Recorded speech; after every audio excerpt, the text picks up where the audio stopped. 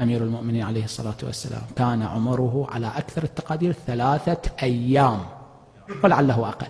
قرأ القرآن قبل نزول جبرائيل على رسول الله ب10 سنوات. يا حيوان يا حيوان، الله ميزك. عندما خرج مع أمه سلام الله عليها من الكعبة المشرفة، أخذه أبو طالب سلام الله عليه، أعطاه لرسول الله صلى الله عليه وآله. على يد رسول الله قرأ القرآن بسم الله الرحمن الرحيم، قد أفلح المؤمنون الذين هم إلى آخر الآيات. 10 آيات قرأها. يلا يا عم الحاج، يلا يا عم الحاج، احنا ناقصين لبخة في الكلام، ناقصين لبخة، ده عايز يتعالج ويجي لنا. فبكى آدم وقال بالحسين دلني على حواء. يقول فمشى من كربلاء خطوات فطويت الأرض له وإذ به على جبل عرفات وحواء أمامه. أنا مش عارفة أنت طالع ناقص كده لمين. هسه فهمتوا ليش الله ينظر لزوار قبر الحسين قبل أن ينظر؟ فهموا علي؟ قبل أن ينظر لمن وقف على جبل عرفات. أنت تتكلم جد؟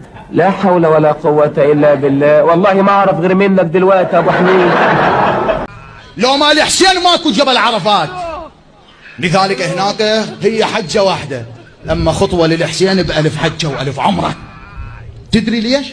لأن بالحج بالكعبة أشكال وألوان موجود، وافتهموا علي. بس يم الحسين بس الشيعة الأبرار خدام الحسين، لذلك الله يباوع للشيعة، الله يحب الشيعة. يا دين النبي الحلاوة دي. أغاني بالجنة؟ لو ماكو أغاني بالجنة، نعم يوجد غناء في الجنة.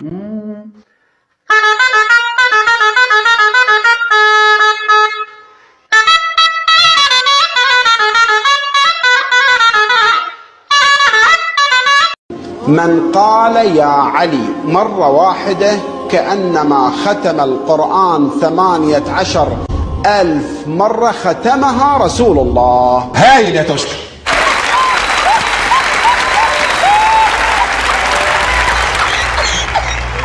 انت بتضحك ليه يا عم انت؟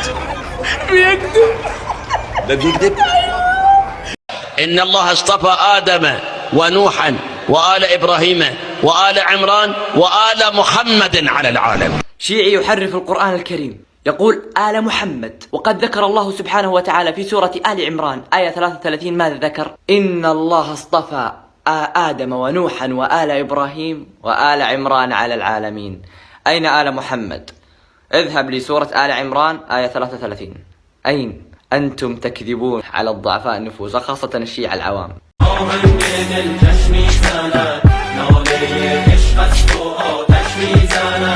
أنا عايز كله ينبسط.